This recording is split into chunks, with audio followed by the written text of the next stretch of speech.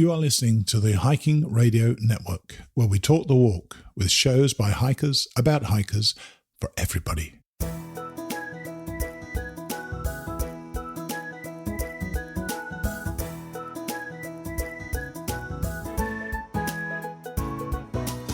Mighty Blue on the Appalachian Trail, the ultimate midlife crisis. Join Steve and his guests every week as he staggers from Georgia to Maine.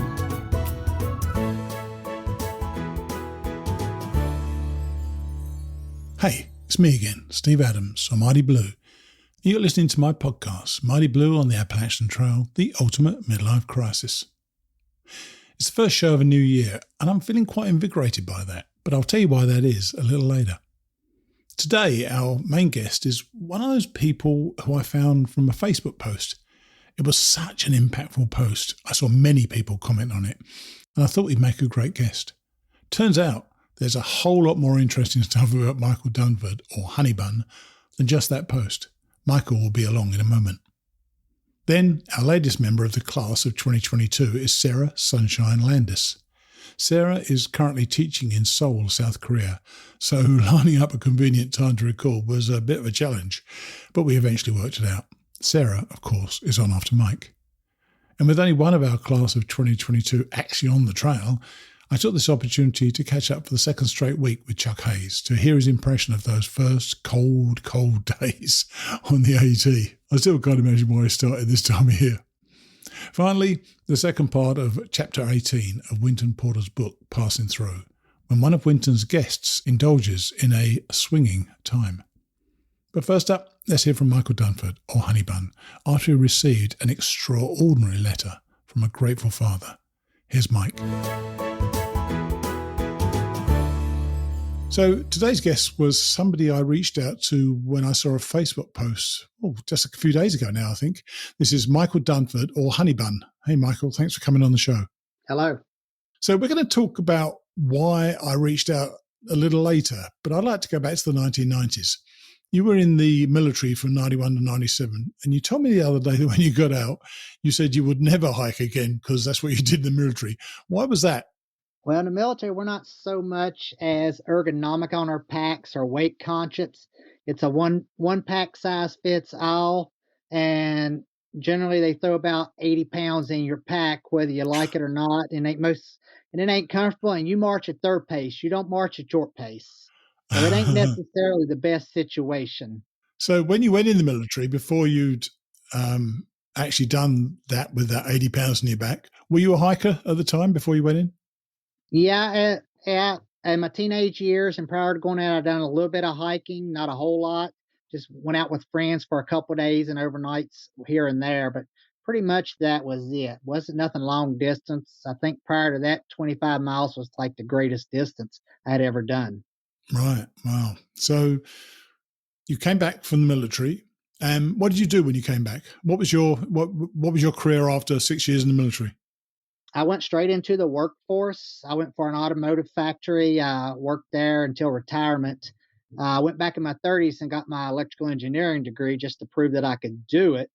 Right. But I worked there for 20 years and then retired at 38, just took my pension and said, I've had enough, and went to the house. The house being the farm. Home. You inherited a farm. That's a pretty cool thing to inherit. And as I understand it, you also bought the neighbour's farm. Did you grow up on that farm? Has that been in your family all your life? Yeah, I grew up on this farm. My grandparents bought it back in the 70s, so I knew the neighbor and everything, and pretty much was running this farm, running back and forth as kids on theirs. And when he passed away, I had the opportunity to purchase that farm because it connected to mine. Right. So I went ahead and bought that, which expanded mine, mostly just to keep anybody else from moving right in on top of me. And that way you can control your neighbors that way. Yeah, by buying them. Quite right too, yeah. Yeah. So what sort of farming were you doing? I had dairy goats up until about 4 years ago. I had 300 dairy goats. So I was milking goats every day and just pretty much stayed here on the farm because with that many goats, you don't get to go too many places because it's a daily thing. Well, that's what I was wondering about, because in 2017 and through 2018, apparently, you just took off for Australia and New Zealand. I was kind of wondering what happened to the goats. What were you doing, and how can you leave a farm behind?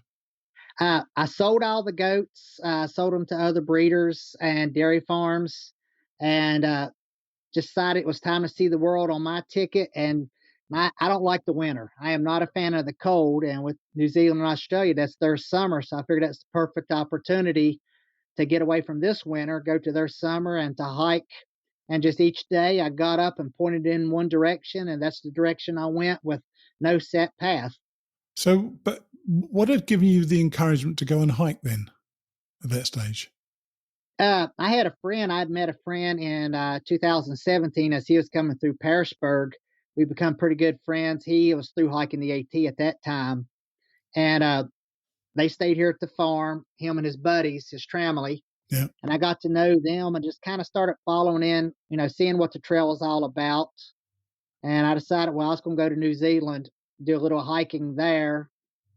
And then when I came back from New Zealand, when, I really had fallen back in love with hiking after being over there for 6 months hiking there. So tell us about then. What was it? Tell us about hiking in Australia and New Zealand, because I've been to both countries and I actually toured New Zealand in 2005.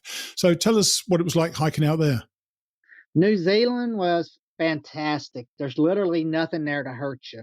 Their biggest predator is the domestic dog. I mean, so yeah, you don't have to worry about hanging your food. You don't have to worry about snakes or nothing. The people are just wonderful. You just be walking down the road, and I've had people pull over and ask me if I wanted a lift, come home, get a bite to eat and a shower. Wouldn't even be hitchhiking, and they'll just offer it to you. Probably some of the nicest people I've ever met in the world, just to completely welcome me in. Yeah, a lot of Brits used to refer to Canadians as nice Americans, Yeah. and I know a lot of Brits also refer to New Zealand as nice Australians. So there's something about that, I think. Yeah, when I first got there, of course, I got a little bit of an accent. I'm sure you could pick up on it. No, like myself, yeah. Yeah. I'm from Alabama. First thing they said was, "Holy shit, mate, you mean people really talk like that? We thought it was just in the movies." I said, "Nope, this is how we talk in the South."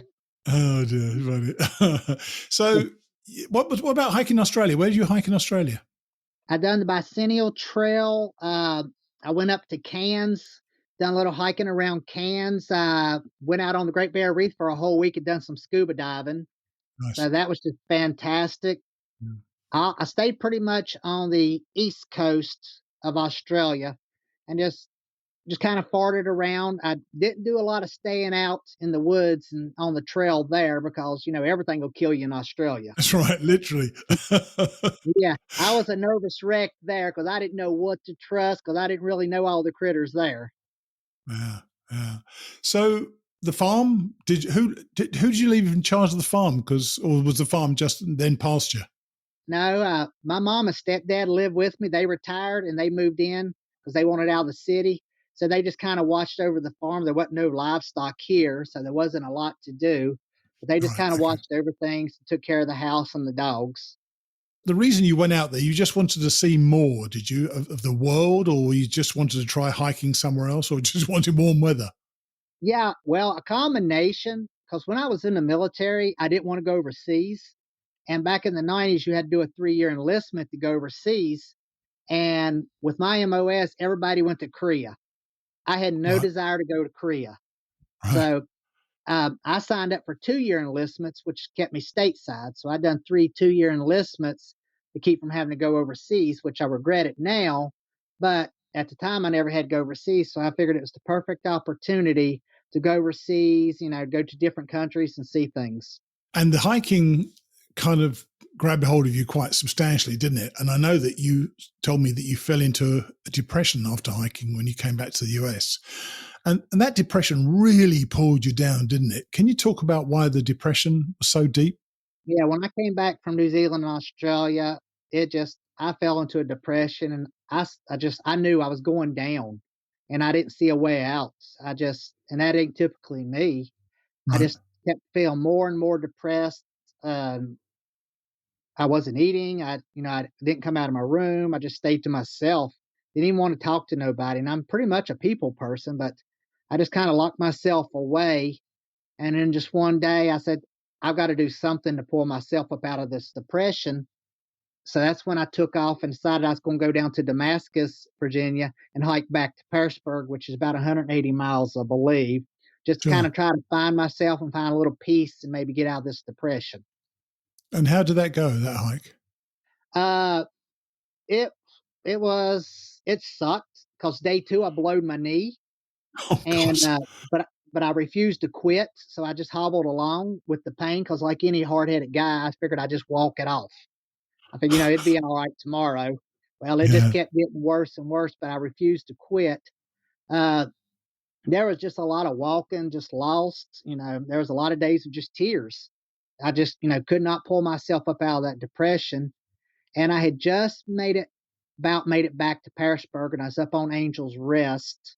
sure. And I just walked out on the cliff up there, and I mean, I was done. I was done with the world. I was just, done with the depression. And it was a dreary day. And I just looked up, made my peace with the world and God, and told him, I was like, hey, look, you got to take the depression off of me, this weight off of my shoulders. I was like, I can't do this anymore. I was like, either take this away from me or I'm over the edge because I'm done. And about that time, this beam of sunshine kind of came out of the clouds from nowhere, and it hit me, and this warmth went through my body, and it literally felt like the weight of the world had just been lifted off of my shoulders. Wow. And it's like I knew right then that I had found peace. And I just walked back off of that cliff, and I was in tears and crying. And coming off that mountain, I decided right then and there, if 180 miles can do that for my soul, I want to know what 2,200 miles would do for my soul. And I vowed that I would hike the AT the next year in 2019 from Georgia all the way to Maine, because I want to know what that could do to my soul. Wow. But you said on the trail. That's just truly amazing. It's something well outside my experience of life, and depression's outside my experience of life, I think, anyway. So you had this feeling that even though it sucked a lot, the hike, there was something about the hike was really working for you and was lifting you.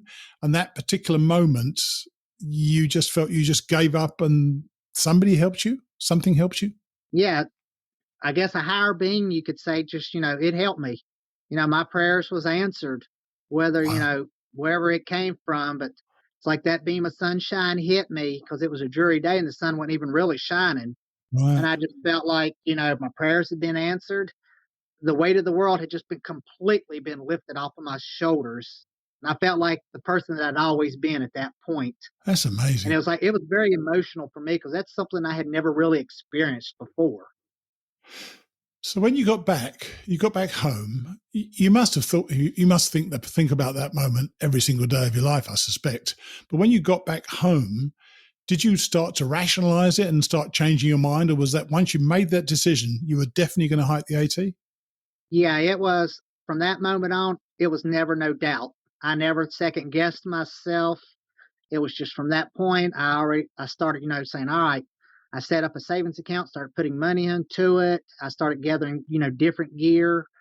And it's just a matter of locking down my dates and, getting my bus ticket. And it was never no looking back at that point.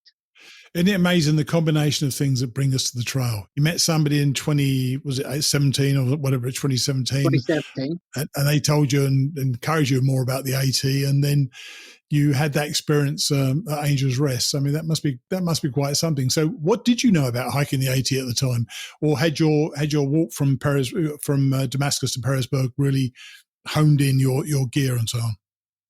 I used the same gear from Damascus to Petersburg that I had used in New Zealand and Australia. So it was All still right. the gear, which it was pretty good. I had, I had a Deuter backpack, Big Agnes tent, Big Agnes sleep mat. I had some of the good stuff.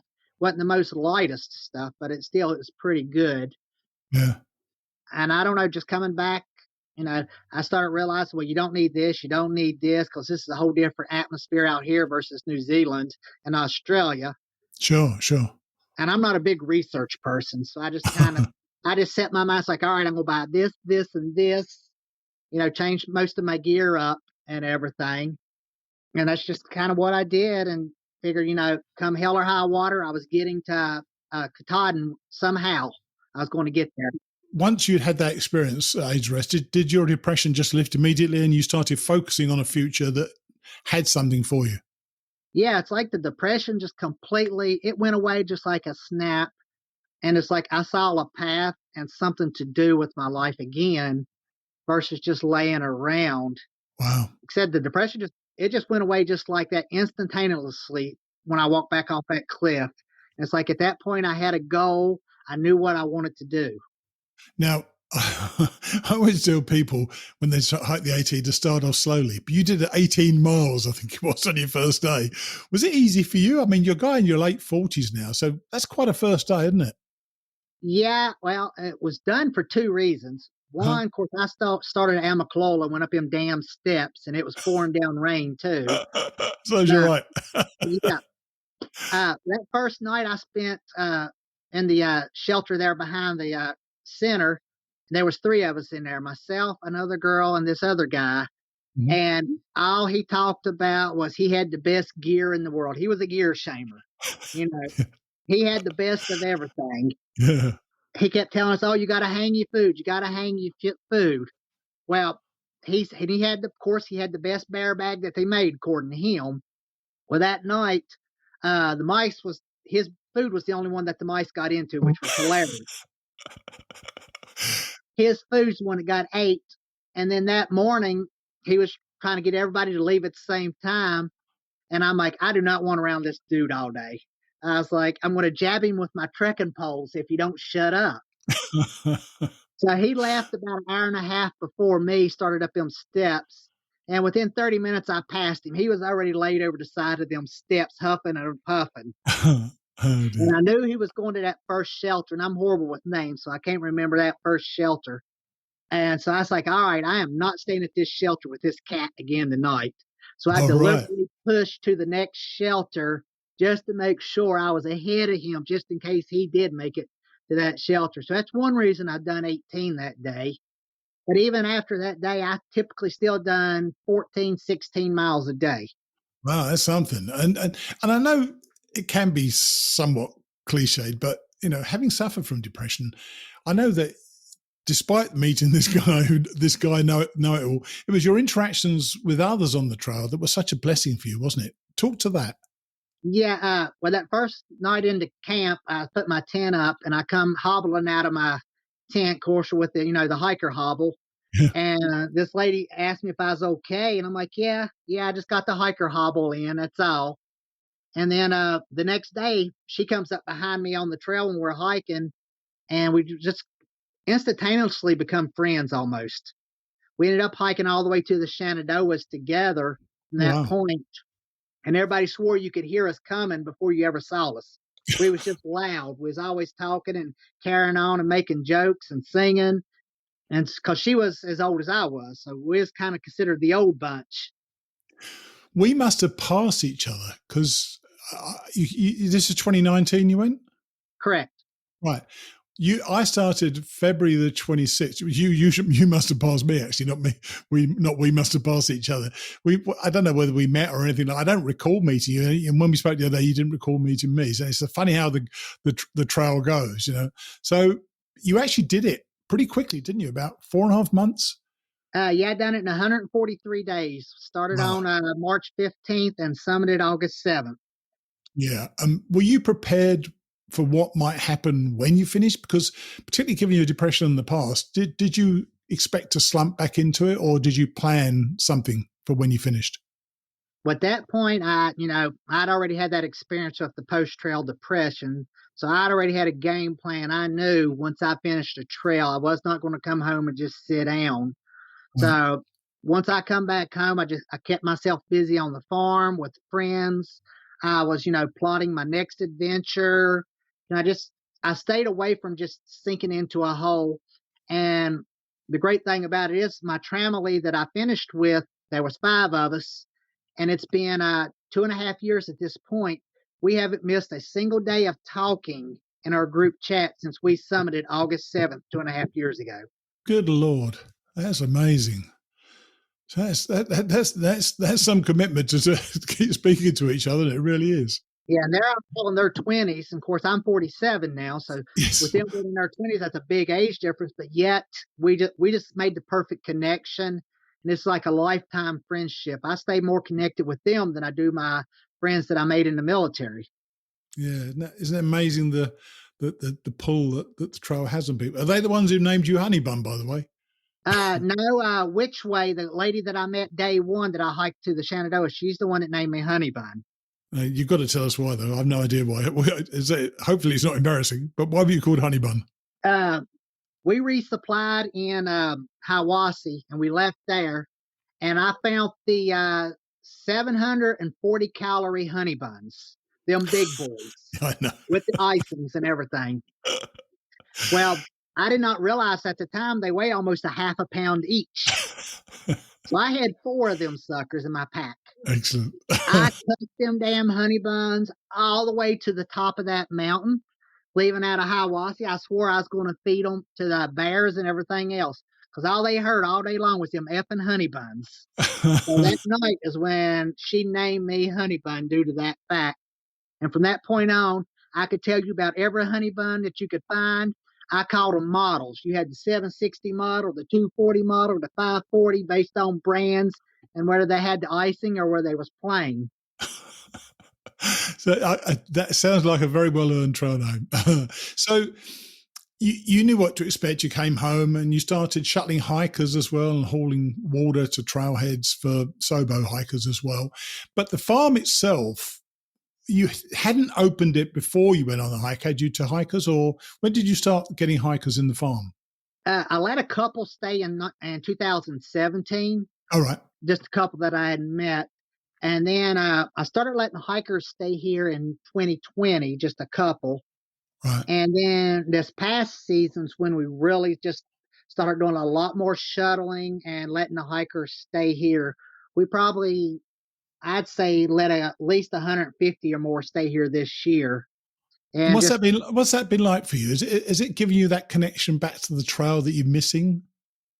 Oh yeah, it was. When I first come home from my through hike, I went and had dinner with a couple of Sobo hikers, and it was like a high for me. It was like a drug, just to sit at that table with the other hikers again and just to talk. They was asking me about mine. I was asking them about their hiking. Was doing comparisons about going north and south on the trail, and it was just like getting a fix from a drug or something at that point.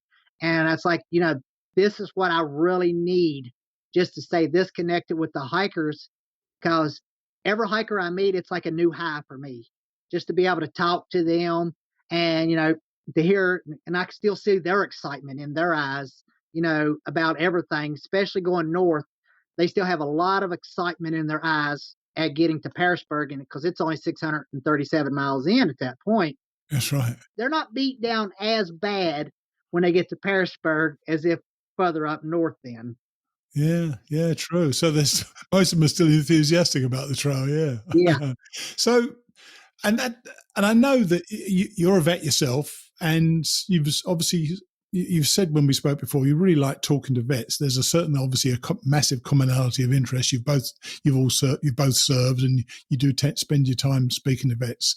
And this is really what I'm leading up to, really, because a few days ago you posted a really unusual picture of a letter you got, and you give me permission. You actually gave me permission, I think, to read the letter, but I'm not going to read the letter. I'm going to read out your post, if you don't mind, not the letter itself, because that seems private between you and the sender. But I'm going to ask you about the letter afterwards, okay? All right. So I'm going to read out the post. And I was drawn in straight away. You wrote this. You said, "I'm completely blown away today. The hiking community and family never fail to amaze me. I received an envelope earlier this week with instruction not to open until Christmas Day. Wasn't sure why, but the curiosity had filled my mind all week. But I followed the instructions as stated. By the way, well done for you, by the way, for not opening it before. Of all the things that ran through my mind this week, what I found on the inside never even crossed my thoughts. As I read the letter inside, I was filled with warmth and tears at the same time. The feelings didn't come from what I found attached to the letter, but the letter itself. When you find that you've made such an impact on another person's life, that you change their path and possibly save their life, there's no words or emotions that can even begin to explain the feeling I have today. I'm not posting this today to brag, but to hopefully let the person who sent this know that the letter itself was the greatest gift I received today. As a through hiker myself, I know how much the trail and people you meet can change you and impact your life in a way you had not expected.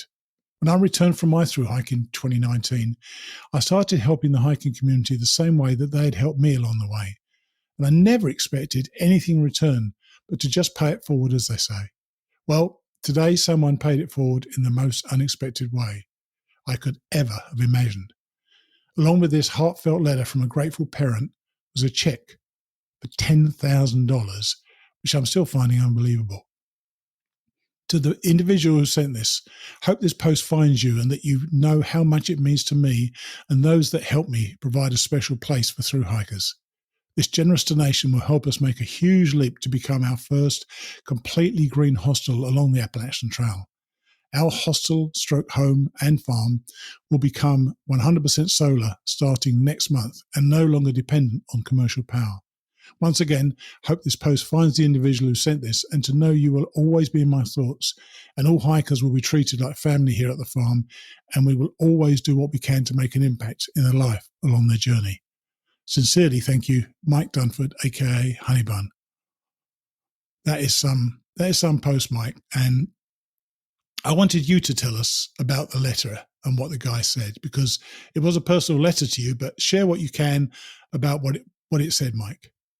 Yeah, just hearing you read that, gets me a little bit teary-eyed again, just thinking about it. It did me when I read it, by the way, just so you know.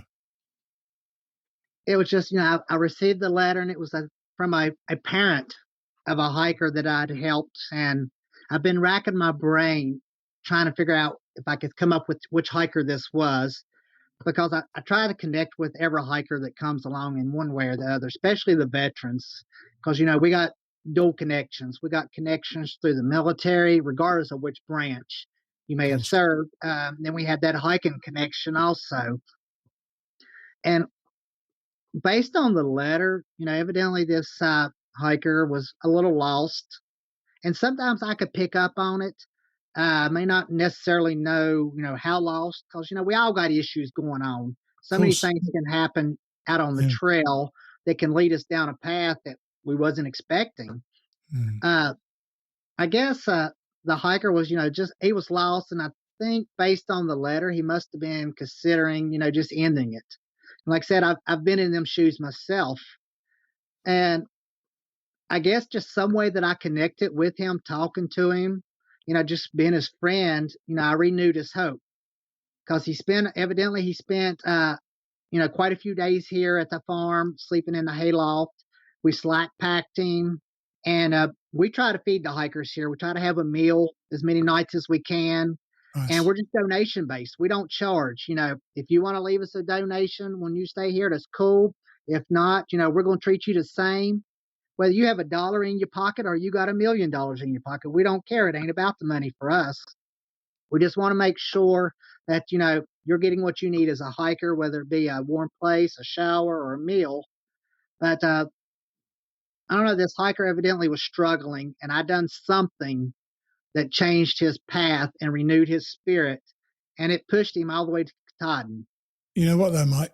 Sometimes a kind word is all it takes. Somebody to understand them. You were in that position. You're a vet yourself. You understood them, and that's just an amazing thing. Because, and also what you said just now about it isn't about the money. You said to me, and in fact, I think it says it on the post as well. You said to me that it was the letter that was more important than the check, which is quite something as well. So, what did that mean to you then? The letter. The letter, I read the letter first, and it brought tears to my eyes. Of course. And I've read the letter, several times. It's just, that letter will be more precious to me than any other item that I currently own. That $10,000, it'll come and go. That could be replaced. It could be spent. It could be replaced. But this letter, nothing can replace the letter. Nothing can replace the heartfelt sincerity from a parent. Yeah. This didn't come from a hiker. This come from a very grateful parent that felt like I saved their child's life, and somehow by just renewing their spirit. Well, you know what? There's a lesson in there, isn't it? Maybe good things come to good people. You know, when people are kind to you, you spread the love around. It's a pretty good feeling for people, isn't it? Yeah, it's just, sometimes a kind word, a hug, just a little understanding, I'll go further in life than anything else. Yeah. You could be having the worst day of your life and somebody can come up and just hug you, not say a single word. And it Yeah. may just be that one thing that you needed that day, just to know that somebody appreciates you enough to give you a hug and didn't have to ask you what's going on or try to, give you an explanation or anything. Sure. I bet this is giving you a lot of energy for the next season, isn't it, really? You must be really looking forward to seeing all the hikers there, mustn't you? Yeah. Spring can't come soon enough. We start seeing the hikers here in Pearisburg en masse, usually about mid-April to the third week in April when we really start seeing them. And last year we took off down to Max Patch and spent a whole week there doing trail magic prior to them getting here in Pearisburg. We fed well over 1,000 hot dogs. I mean, we had just a blast down there with the hikers, and so many of them have told us that was probably the most memorable trail magic that they had come across, because we put a bell at the top of the hill. They'd have to ring the bell to get a hot dog. Said, give us a ding dong for a hot dog. Oh, dear, it's funny. And you were Pringles and Broccoli Rob, weren't you? Yeah. Because Pringles has been on the show. I never met Broccoli Rob, but Pringles is quite a woman. So I'm glad. And they work with you on the farm? Yeah, they live in a camper here on the farm, and they have become just as big a part of my family as my regular family. So I think of them as just a member of my family. So where do you go from here then, Mike? Is this something you're going to carry with you for some time? Obviously, the letter you're going to carry with you, and you're going to think about the letter a lot. What happens next in your life? What are you going to do? Are you going to hike again, or are you going to just content yourself with looking after hikers? Well, I definitely don't. I want to be a part of the hiking community for as long as I possibly can. Sure. Got the PCT on the schedule. Right. Was kind of looking at it for this coming year. So it's still, we're watching the weather for out there, because I know the Sierras right now are just getting slammed with snow. That's right. And then, of course, we still have to get our permits. We missed the first round for permits. So we're going to try again next month to try to get that permit. Pringles will stay back, and she's going to run the farm and the hostel, and we'll be pulling in another through hiker from previous seasons to help her, because that's one requirement I have to help out here in the hostel and the farm is you have to through hike the AT. That way you understand the hikers and the people that come here. Wow. I tell you what, man, I'm kind of humbled, actually. I haven't given much. Well, I think I've got this show. Hopefully this gives something to people, obviously. But, to done what you've done, and then for somebody to recognise the impact you've had on their son, I'm so glad and appreciative that you came on the show to share your story with us, and we're prepared to talk about it, because this isn't easy for everybody. And there are people struggling out there in full view of everybody else. And the fact that you recognise this young lad was struggling and you gave him reached out that hand, well, it's rewarded you many, many times over. So I thank you for coming on the show and telling your story. Yeah, like I said, the main thing is I just hope the individual that, I helped and the parents that sent this know that they can somehow hear this story, find the post, and to know how much it means to me, that the letter changed my life more than the check did. The letter would literally be as precious to me as gold for the rest of my life. That is so awesome. Well, look, thanks for coming on, and I'm sure we'll talk again soon sometime. All right. Okay, buddy. Take it easy. All right, you too. Y'all have a good one. Bye. Bye. Wasn't that a remarkable letter to receive? And I particularly loved the humble way in which you received it. Of course, the 10 grand will come in handy for pretty much everybody. Yet the true gold was the letter for Mike. And just as important was what he said about reaching out and offering a word or a hug, kind of just because. Life's tough enough as it is, so those little things mean so much more. I really hope that father learns how much his letter meant to Mike. And if you know who it is, please let him know and let him hear Mike express himself about it. I've added the letter to the show notes, with Mike's permission, of course, so check it out if your podcasting platform includes pictures and so on. Of course, our Hiking Radio Network shows all the pictures and all the links within the show notes. Now, our class of 2022. Today, after an initially botched recording on my part, we have Sarah Sunshine Landis, all the way from the other side of the world. Here's Sarah.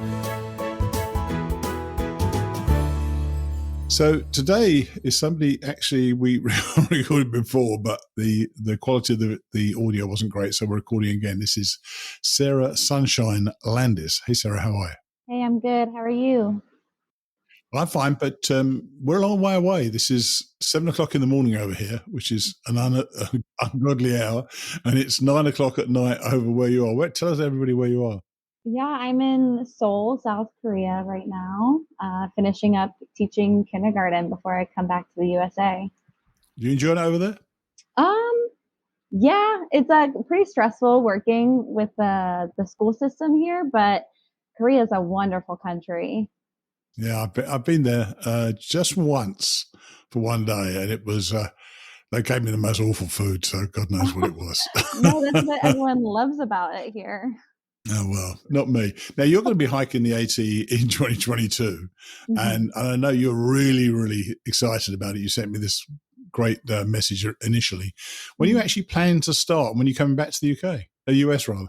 So I'm coming back to the US at the end of January, and I'm planning on having a month off to just spend time with my loved ones. I haven't seen them for a year and a half. And then just really get like the details planned out for my hike, and then starting early March. Oh, really? That early? Wow. Yeah, I'm a little nervous because I'm terrible with the cold, so I might push it back a little bit, but I'm not sure. Well, they've just had a massive dump of snow over Richmond in the last couple of days. So, what is your hiking experience? Have you hiked in Korea, by the way? I have. There's so much good hiking here. I mean, Seoul's just in a little valley surrounded by mountains. So living in the city, it's very easy to just take a subway out to a mountain and then climb up it. But yeah, I haven't had too much. I definitely don't have any long distance hiking experience. Just day hikes. I've been hiking for maybe 6 or 7 years. All right. Yeah, no really backpacking experience though. So I'm no overnights. Only car camping. Yeah, that ain't the same thing at all, is it? Yeah. So, why do you want to do this? What's the passion? What's it about? Oh gosh, what a complicated question. Kind of. It's complicated and it's simple. Mostly, I love hiking. I love being outside, and I can't think of anything better than just being outside every day hiking. Rather than doing any other type of job. But I guess, I've just read a lot of literature of hikers and through hikers. And that's kind of what started the dream maybe 6 or 7 years ago.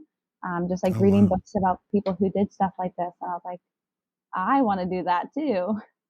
I want to be that gal who does that. And there's a lot more women on the trail at the moment. I think this is a terrific time for women to be doing it. It may not have been in the early 2000s when there weren't so many, but it must be great for you all to be out there in a kind of sisterhood as well. Yeah. And what about equipment? What are you doing about equipment? Have you got your stuff dialed in, or are you going to spend the time when you get back getting your equipment right? Yeah, I think I have everything really. Luckily my parents live in the US, and I've been buying things online and having it shipped to my parents' house, and they're just kind of storing everything, like keeping it waiting for me. And yeah, I've just been doing a lot of research on social media, and REI actually does virtual meetings. Right. So I had a meeting with someone and like talked about gear, and so I think I'm pretty set. Right, that's exciting though. So is it all brand new stuff? Most of it, yeah. I got a couple of used items just to save money. I know that when I went out the second time, I still had some of the hiker funk from previous hikes, and it just smelt its up a tent and things like that. It was a nightmare. You're getting support from home. What are they gonna do? Are they happy that you're doing this, or are they just kind of nervous about it? No, they're definitely nervous, but overwhelmingly supportive. which I'm really thankful for. I feel like maybe if it was 5 years ago, my parents wouldn't have been so supportive, but since I've been out and living abroad and everything, they kind of trust me. So when I told them, they were so excited, and they want to drop me off in Georgia, and they want to pick me up in Maine. And we're from Maryland, so we're pretty like equidistant. So they want to, they want to like give me rides and everything whenever they're able to, and maybe mail some packages and such. That's so cool. Yeah. Now, I went in 2014 and 2019. I think you know, because I know you listen to the show. And I realized in 2019 that the resupply thing of sending boxes wasn't what, I mean, it was great, but I just had too much food at any one time. You can resupply really easily on the trail. What's your overall plan to resupply? I think I'm waiting to answer that question for when I'm unemployed. But I think I want to do some resupplies just because I eat plant-based and I'm quite picky when it comes to like what companies I buy from. I want to make sure like my coffee is single sourced and stuff like that. So I think maybe to kind of like stay aligned with my values, maybe I'll have some resupplies, maybe more resupplies than necessary sent. You'll soon get over that when you see a Dollar General selling Snickers at about 30 cents a time. Don't worry about all that. I definitely. I'm not sure which one I want to lean more into yet.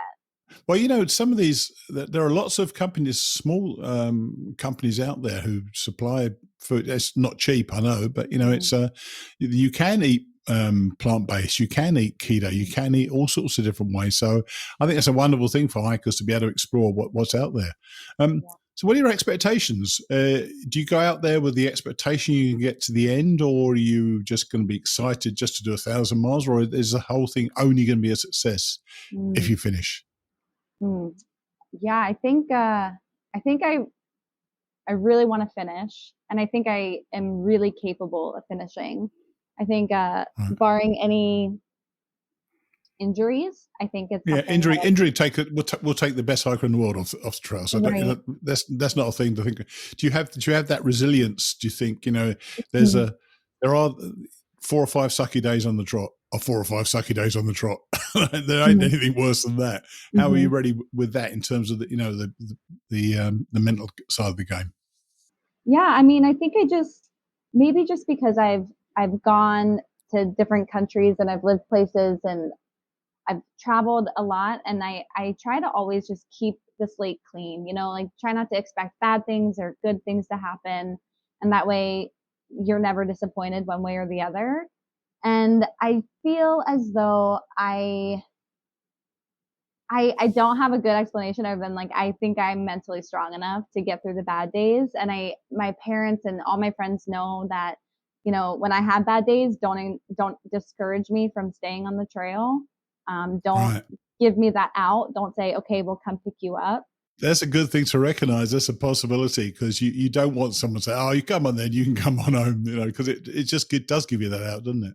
Yeah. And I think I have enough people in my life who would keep me motivated and encouraged to stick it through the bad days.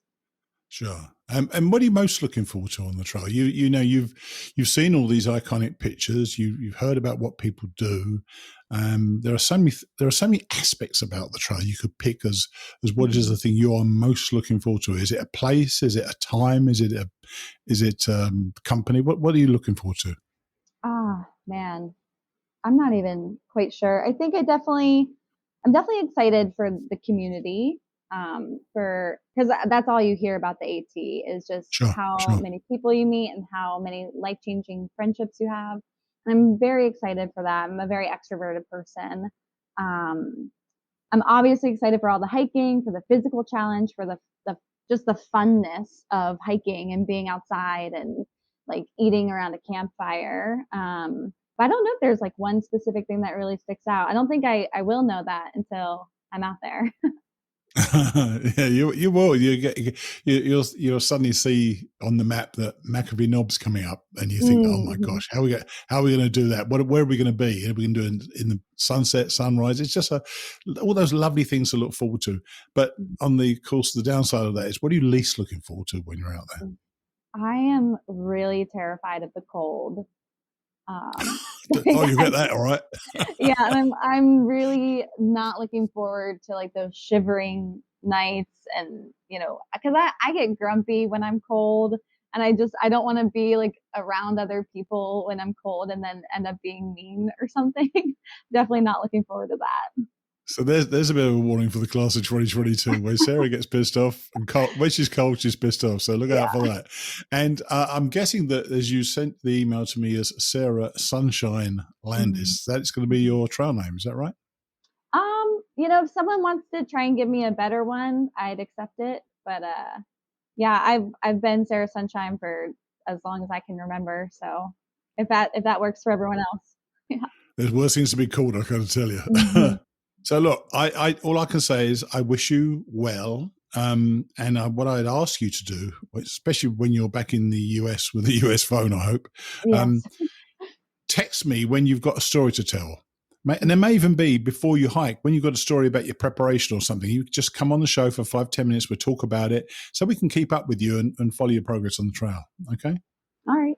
That's cool. Well, look, looking forward to it. And I'm sure excited. What was the actual date again? I've got to write that down somewhere. Well, I'm registered for March 1st, but oh, right. Okay. Along with about 50 others. Yeah. Okay. All right, Sarah. Well, good luck in your trip back, and good luck on the hike. I'll speak soon. Thank you. Bye. Bye. Bye. She sounds quietly confident, doesn't she? And that, by the way, isn't a dig. It's a compliment. I love people who are confident in themselves without being cocky. That's a winning combination for me. Now, just before we get on and chat to hear what Chuck Hayes' first few days were like, I wanted to share something with you that I received this week. I'm not going to tell you who sent it, but I got this text from somebody I met on the trail in 2014, and as it happened, I was feeling pretty down in the dumps and frankly a bit overwhelmed by the amount of podcasting I had to put together in the next few days. So, in much the same way that the trail provides, I got this message. Don't worry, it's not too long. Mighty Blue, you're in my thoughts today. We live in a world where we create a product to sell, and that's how we make a living. Your product is love. You spread that love about in the form of your fabulous podcast. It's got me through some tough days because of your unabashed optimism and appreciation of long-distance backpackers. I wonder if this work has altered your being as much as the 2014 hike did. Happy New Year, brother. I can tell you, that was as welcome to me as coming out at a gap on a trail and discovering hot dogs being served up to hikers. It was just what I needed at exactly the right time.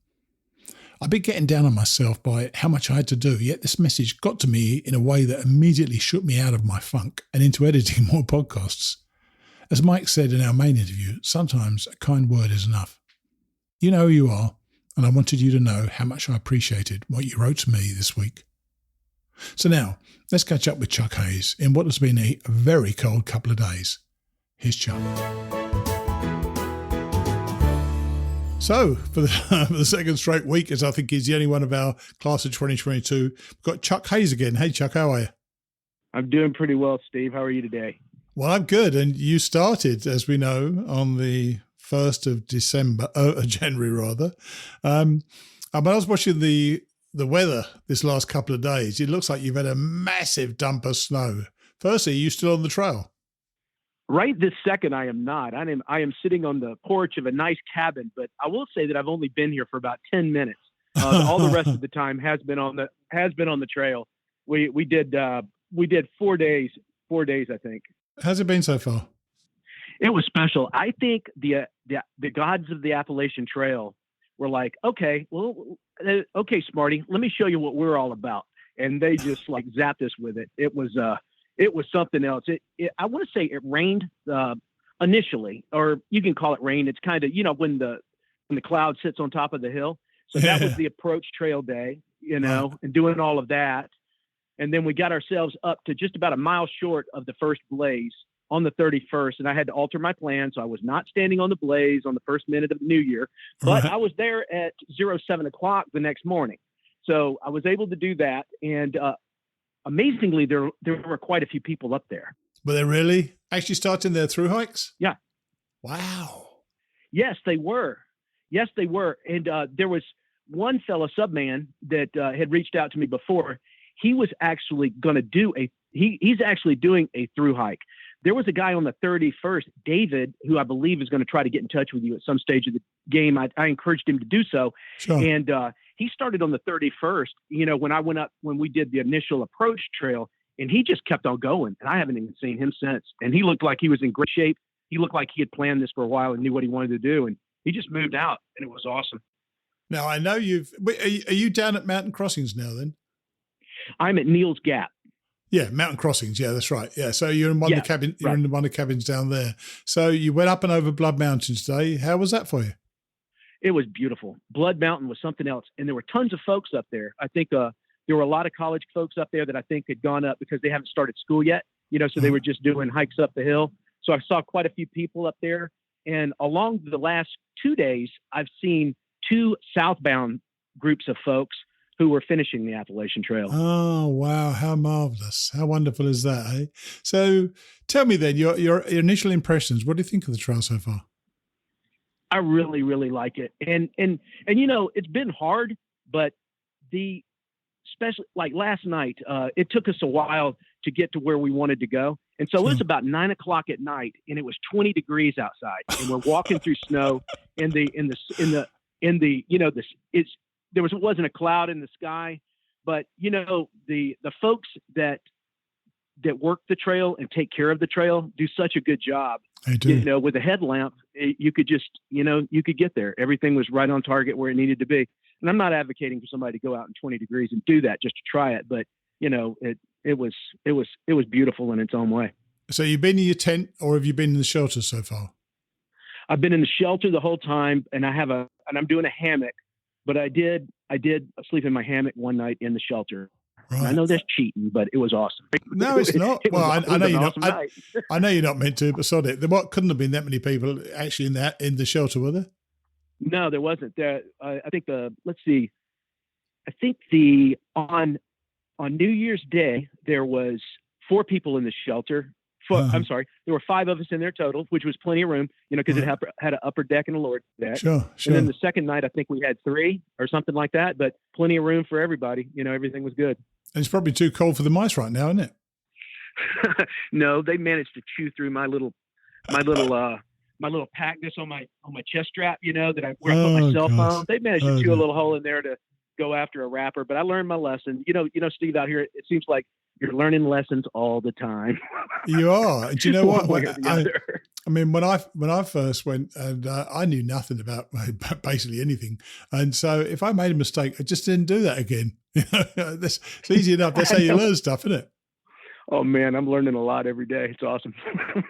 Well, I'm glad you're enjoying it. You sent me a picture this morning from Blood Mountain, and you still you got the happy smile on your face. So it hasn't got to you yet. And your wife sent me a follow up saying that you're so determined and you're a beast and all that sort of good stuff. So I don't know about any of that, but I'm working it.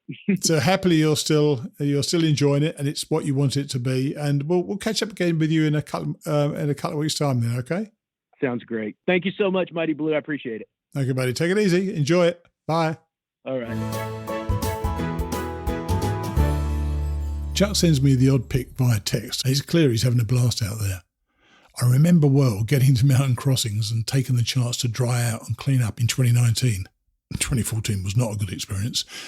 In 2019, though, it was a terrific, warm place to stop. You had this feeling that you'd passed the initial test on the trail. You'd hiked nearly 30 miles, you hadn't died, and you were on your way. Of course, there was still nearly 2,200 miles to go, but it felt like an achievement just to climb down from Blood Mountain and across the road to the store. Happy, happy memories. Just before we move on, I wanted to let some of you know that if you reached out to me to be part of the class of 2022, I did respond and invite you on the show, but I've heard nothing else from you since. My reply may well be in your spam file, so check it out and you can still be here with the rest of our class. Of course, none of this would be possible without my awesome donors, so thanks this week goes to our monthly donors, Ann Dobson, Terry Hackler, Mike DiCello, Jens Lipheider, Lisa Rana, Brian Helton Jr. and Erskine Bass. We also got generous donations from Dean Meyerson and David Byerly. David said, "Love what you do, Mighty Blue. keeps me connected with the trail here in snowy Montana, a 20-plus year section hiker with 157.6 miles to go, hopefully this summer. Well, thanks to all of you. And David, reach out when you finish and we'll have you on the show to celebrate with you. Finally today is the second part of Chapter 18 from Winton Porter's Passin Thru. If you recall, we left last time with Alpine coming up to Winton and informing him that John, Jennifer's ex, had unfortunately killed himself. I'll see you next week. The night after Alpine placed us in lockdown, Jennifer did break up with John, and as predicted, it didn't take the news well. John fumed for 3 days, trying to get Jennifer to reconsider and begging her to meet with him. She smartly refused, and eventually she stopped answering his phone calls, which were becoming more frequent and aggressive every day. Jennifer regretted having to shut John out of her life. The love she'd had for him was gone, but she had mourned its loss like a friend's passing. Out of respect for the memory of their good days, she wished she could console him, lend him an ear, as she knew that no one else would. Jennifer loved everybody, found the good and the beauty in everything. She charmed those around her into revealing their hidden talent, their secret value, their best self, just by believing that it was there. This was her magic. I don't know if Jennifer lost some of her magic that day or traded it for wisdom, but I do know that she changed a little, became a shade more solemn. A week before he died, John had entered the restaurant where Jennifer worked her second job. He grew impatient and surly when she asked another waitress to take his table. John insisted that Jennifer serve him and made several belligerent comments before he proclaimed to Jennifer and the entire restaurant that he was going to kill himself on her birthday, so she would never forget him, and stormed out. He left no note and died of a drug overdose 3 days before Jennifer's birthday. It was ruled an accidental death. He may not have known what day it was. I don't really understand death, but it seems to be a popular pastime, considering the fact that more than 150,000 people per day participate worldwide. I wonder, in all that number, how many are not so different in life from John? He wasn't a horrible man, just a little misguided, a little misunderstood, probably a little overlooked. He didn't have the right equipment, was what I found myself sadly thinking, with my outfitter's brain, when I remembered John and the dusty old tool belt that he wore. Of those 150,000, how many are likewise under-equipped? What's the equipment that we need most of all? The answer may be a kind of eagerness to celebrate everyday blessings, a grateful love of life's small joys and gifts. Look up, smile and dance. I think I heard the voice of the Windwalkers once. I hope I don't forget it. I hope it speaks to others. My patience with the human species, though it gets me into trouble now and then, is something I take pride in. I do have a threshold where my patience ends, where, as Margie says, I have to hit the reset button. But that point seems to be higher than most people's. It took years to develop patience, and I have not mastered the task. But I'm committed to the effort. Patience fosters peace of mind, of course, but it's also singularly useful in my line of work. After all, to work for dedicated hikers is to serve people who are driven by obsessions. Living in the woods is a crazy act, and it requires a crazy motive. Having the ability to accept the fact that people are different, that each will follow his own path in life, having the humility not to pretend to know or need to know why people move as they do, having the patience to hear out each crazy motive for each crazy act, this is how to earn the trust of a wandering soul. Patience is the key that unlocks understanding. Will required some patience, but he never pushed me too close to my threshold. I marvelled at his stories. Not that they were so different from backwoods stories I'd heard before, but there were so many of them that he was so full of them.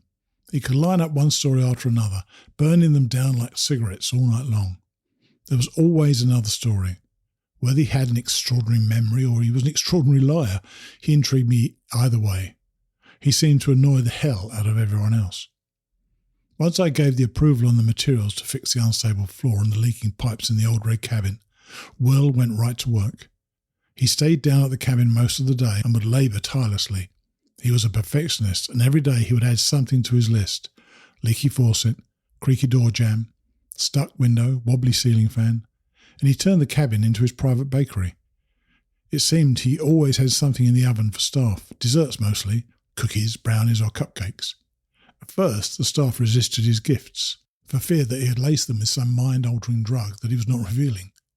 After the first week, once a few brave eaters had spread the word that Will's brownies were very tasty and, unless he specifically noted otherwise, non-narcotic, it appeared that Will was building some friendships with the staff and that they were becoming more comfortable with him.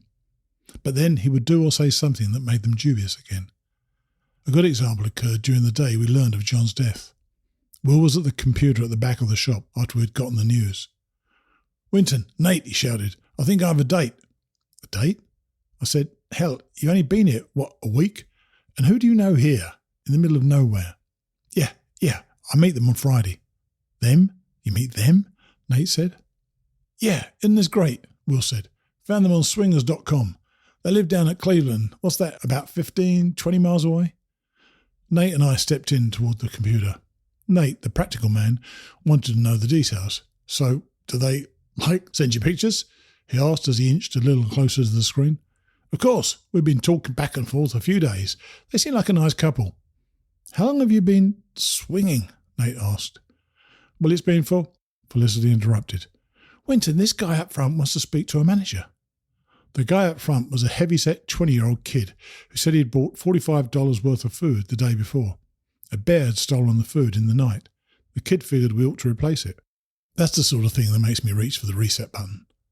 I informed the kid that, like it or not, he'd bought a $45 dinner for a bear, and I told him where he could find the hostel's hiker box where people leave food behind.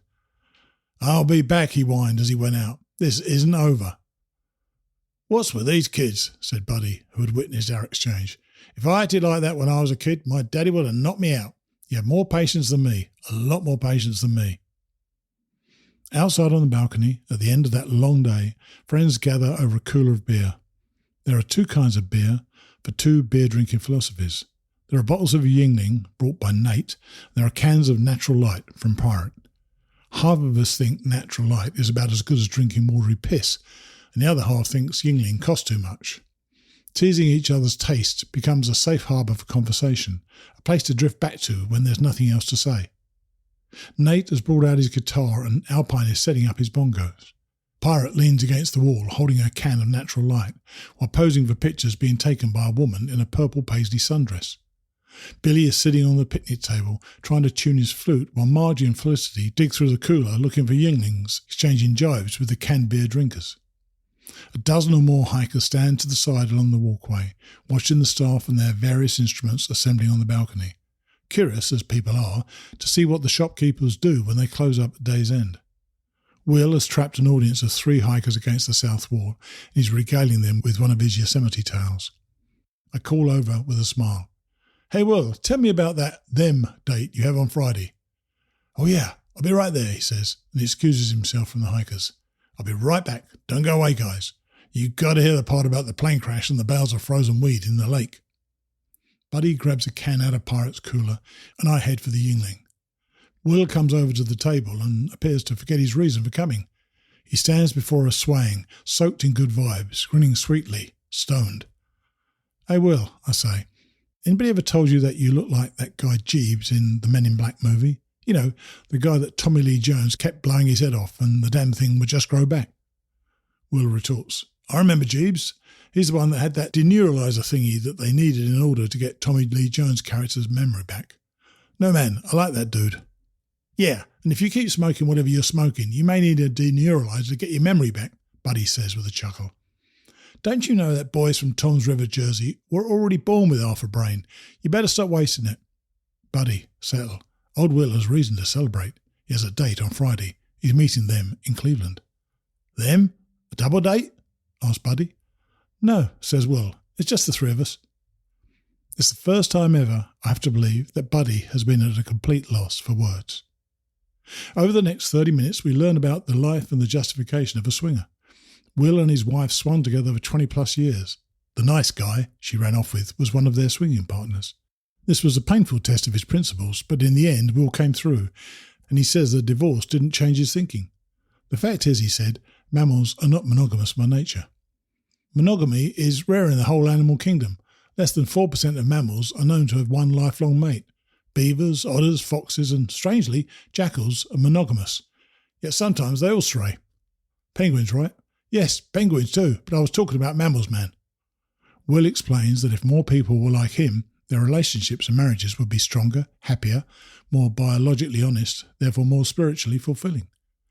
You see, I loved my wife, I still love my wife, and we were happy for many, many years. We were free of jealousy, which made us freer in marriage. Although we're separated, we're still friends. We understood early in our relationship that monogamy was the oddity in nature, not promiscuity, and that's why we stayed together for so long. I'm feeling the tickle of a thought which doesn't allow itself to be grasped until later, when I catch Margie from the right angle at sunset, and the thought makes itself clear. Isn't that what's magnificent about lifelong love? That it's unnatural, that it's better than natural? In my frame of reference, there's not much room for Will's logic, but it's not my place to judge him. To me, swinging sounds like an unfortunate cross between sex and pick-up basketball. But Will's account of himself, one from 20 years of experience, is no less interesting for that. It's the differences in people. Will, Minnesota Smith, the Samsonite twins, Nimblewall Nomad, Preacher Man, even Lefty, that make this place what it is. Maybe if we all celebrated these differences more, we would see our commonalities better.